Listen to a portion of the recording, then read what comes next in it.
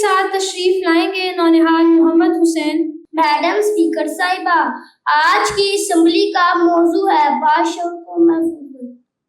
کسی بھی ملک کی ترقی کے لیے پیسہ اور وسائل ضروری ہے، لیکن سب سے زیادہ ضروری باشعور قوم ہے۔ میڈم اسپیکر صاحبہ، شعور کیا ہے؟ شعور کا مطلب ہے سمجھداری، علم اور اچھے برے کی پہچان۔ میڈم اسپیکر صاحبہ، شعور ہی وہ سیاہ ہے جو قوموں کو اوپر لے جاتا ہے۔ شعور ہی وہ طاقت ہے جو ہمارے وطن کی حفاظت کرتا ہے۔ شعور ہی وہ ڈھال ہے جو ہمارے وطن کو ترقی دیتا ہے۔ میڈم اسپیکر صاحبہ، اگر ہم باشعور ہوئیں گے تو ہم سچ اور جھوٹ میں فرق کر سکیں گے، ہم اپنے ملک کے دوست اور دشمن کو پہچان سکیں گے، ہم اپنے ملک کی عزت کریں گے اور قانون کی پاسداری کریں گے۔ باشعور بننے کا راستہ صرف علم ہے، وہ علم جو اچھا انسان بنائے، وہ علم جو ہمارے ملک کو مضبوط بنائے۔